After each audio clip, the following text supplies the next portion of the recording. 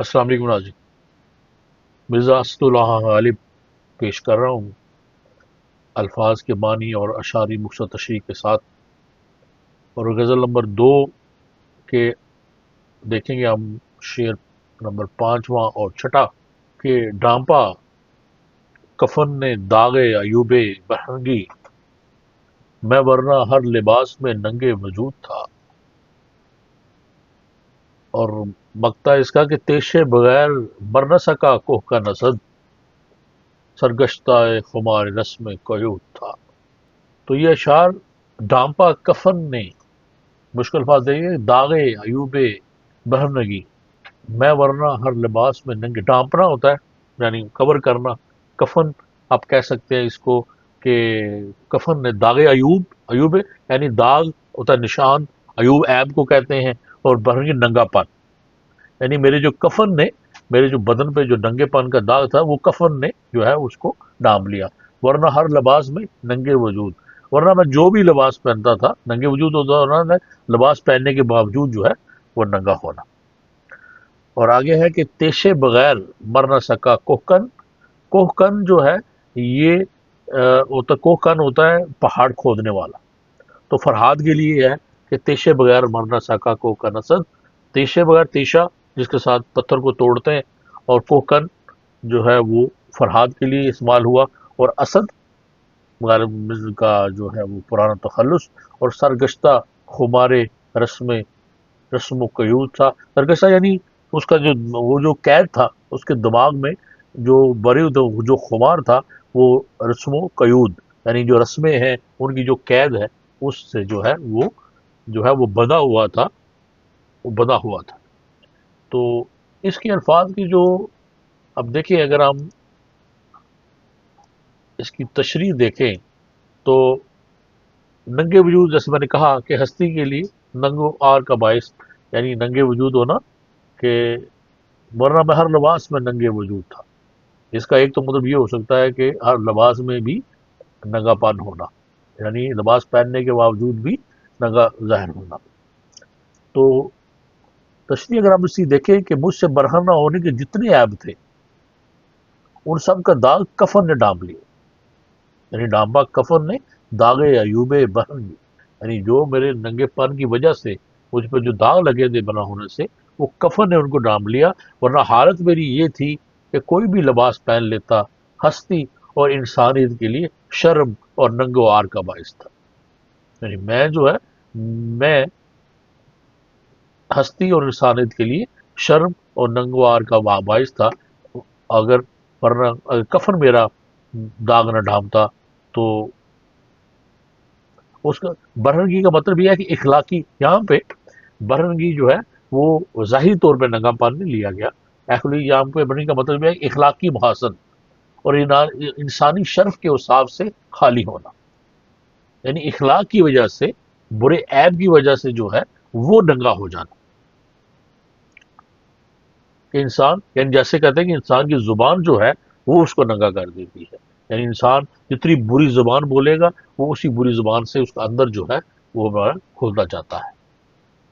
تو لباس اس لیے پہنا جاتا ہے کہ انسان برہنہ نظر نہ آئے۔ تو شعر کا مطلب یہ ہے کہ میں اعلیٰ اوصاف سے عاری ہونے کے باعث اپنے وجود یعنی ہستی اور انسانیت کے لیے باعث شرم ہو گیا، کوئی بھی لباس اختیار کرتا برہنہ ہونے کے عیب چھپ نہ سکتے، زندگی اس کی حالت میں گزر گئی، آخر موت آئی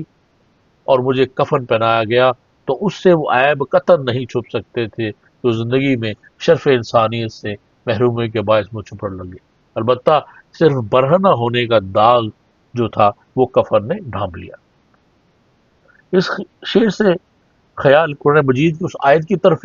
بھی جاتا ہے جس میں فرمایا گیا کہ اے اولاد آدم،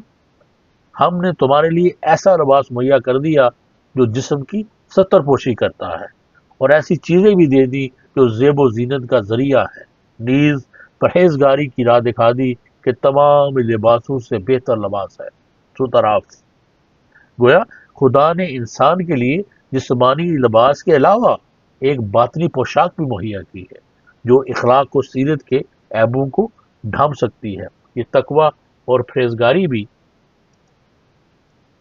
بھی پوشاک ہے جس کے بغیر انسان ہر دائرے میں زندگی اور انسانیت کے لیے باعث ننگ ہوتا ہے۔ شاعر کیا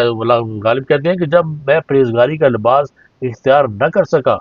تو میری جو ہستی ہے یہ باعث سے ننگ رہی، یعنی میں لباس میں بھی ننگا رہا اور میں انسانی شرف کا اہل نہ رہا۔ یہ حالت میری موت پر ختم ہوئی اور میرے کفن نے میرے وہ جو عیوب تھے، میرا وہ جو عیب تھا برہنگی کا، اس کو ڈھانپا۔ تو آگے اس کا مقطع جو ہے وہ ہے کہ تیشے بغیر مر نہ سکا کوہ کا نسد۔ اب کوہکن لغوی معنی تو جیسے میں نے کہا کہ پہاڑ کاٹنے والا ہوتا ہے، اور فرہاد کا لقب جو ہے وہ بھی اس کو بھی کوہکن اس کو لقب دیا گیا، جس نے پہاڑ کو کاٹ کر نہر شیریں کے باغ تک پہنچائی تھی۔ قصہ مشہور ہے کہ فرہاد کو شیریں سے دور رکھنے کے لیے کہا گیا تھا کہ پہاڑ کاٹ کر نہر اگر لے آؤ گے تو شیریں تمہیں مل جائے گی۔ خیال یہ تھا کہ نہ پہاڑ کٹے گا تو شرط پوری کرنے کی نوبت آئے گی۔ فرہاد نے نہر نکال لی تو اس کے پاس ایک بڑھیا کو یہ پیغام دے کر بھیجا گیا کہ شیریں مر گئی۔ فرہاد نے یہ سنا تو تیشہ ہاتھ میں تھا، وہی سر پر مارا اور مر گیا۔ سرگشتہ یعنی لغوی معنی جس کا سر پھر گیا ہو، سرگشتہ جس کا سر پھر گیا ہو یعنی حیران و پریشان۔ خمار نشے کے اتار کی کیفیت، اس میں نشہ پینے پر بے لطفی اور اعضاء شکنی سی طاری ہو جاتی ہے۔ اور رسم قیود، جیسے میں نے ذکر کیا کہ رسموں اور جو قید کی جمع ہے یعنی رسمیں اور پابندیاں۔ تو اس شعر میں بھی ایک عجیب جو ہے وہ غالب ایک چیز کی ہے کہ اے اسد، فرہاد تیشے بغیر جان نہ دے سکا۔ اس سے ظاہر ہے یعنی دنیاوی جس کو ہے رسم و رواج کی پابندیوں کے خمار میں حیران و پریشان تھا۔ فرہاد نے اپنے محبوب کے مرنے کا سنا، جس کے لیے وہ نہر کھود رہا تھا، اور اس کی خبر سنی مرنے کی، اور پھر بھی وہ مر نہ سکا۔ اس نے دنیا کی اسباب کا سہارا لیا۔ مطلب یہ کہ عاشق صادق و کامل ہو تو عاشق کے مرنے کے اسباب تلاش کرنے کی ضرورت ہی نہیں ہے۔ جیسے فرہاد نے خودکشی کے لیے تیشہ استعمال کیا، تو اے اسد، فرہاد تیشے بغیر جان نہ دے سکا۔ اس سے ظاہر ہے کہ وہ دینی میں رسم و رواج کی بندی کے خمار میں قید تھا۔ حالانکہ اگر سچا عاشق ہوتا تو محبوب کے سنتے ہی مر جاتا، یعنی اگر وہ سچا عاشق ہوتا تو محبوب کے مرنے کی خبر سن کر اس کو دنیا کا سہارا لینا نہ پڑتا، وہ کسی ایسی چیز کا روادار ہی نہ ہوتا۔ مثلاً محبوب کے مرنے کا سنا تو ایک سد کھینچتا اور جان دے دیتا۔ افسوس کہ اس نے انتظار کیا ایک بڑھیا شیریں کی موت کی جھوٹی خبر لائے، وہ سنے اور پھر تیشہ مار کر اپنے آپ کو ہلاک کرے۔ یعنی تیشہ بغیر مر نہ سکا کوہ کا نسد،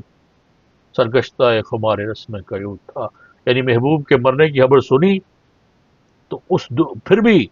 اتنی بڑی خبر سننے کے بعد جس سے کلیجہ پھٹ جانا چاہیے تھا شاعر کا، اور ایک آہ سے مر جانا چاہیے عاشق کا، اور ایک آہ سے اس کو مر جانا چاہیے تھا، لیکن اس نے محبوب کی خبر سننے کے باوجود بھی مرنے کے لیے دنیا کا سہارا لیا، سر پہ تیشے کو مارا اور مر گیا۔ تو یہ تھی غزل نمبر 2۔ چلتے چلتے ایک غزل پھر پیش کرتا چلوں کہ جز کیس اور کوئی نہ آیا بروئے کار، صحرا مگر بتنگی چشم حسود تھا، اشفتگی نے نقش سویدا کیا درست، ظاہر ہوا کہ داغ کا سرمایہ دود تھا، تخام میں خیال کو تجھ سے معاملہ، جب آنکھ کھل گئی نہ ضیاء تھا نہ سود تھا، اور لیتا ہوں مکتب غم دل میں سبق ہنوز، لیکن یہی کہ رفت گیا اور بود تھا، ڈانپا کفن نے داغ ایوب بہنگی، میں ورنہ لباس میں بھی ننگے وجود تھا، اور تیشے بغیر مر نہ سکا کوہ کا نسد، سرگشتہ خمار رسم و قیود تھا۔